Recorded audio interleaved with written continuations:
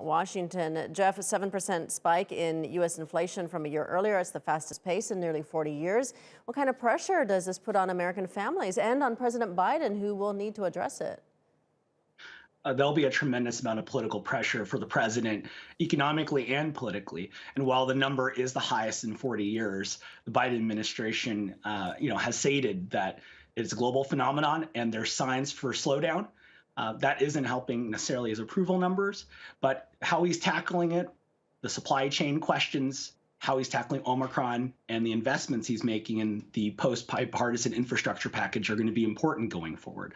How he takes on supply chain, especially after a series of Omicron plus bad weather, that's going to be important. His recent executive order in the fall, trying to keep ports open, trying to reduce the lag of time and supplies in the trucking industry has helped. There has been a decline in containers at the port, so I think that is a positive step.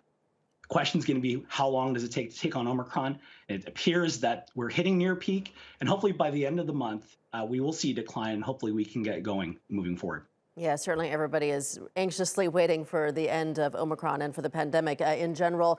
Jeff, it's not just America that's feeling the pinch here. New research finds more than 2/3 of people around the world are struggling economically due to the rising cost of living. Who's being hit the hardest, and where are we seeing the worst effects?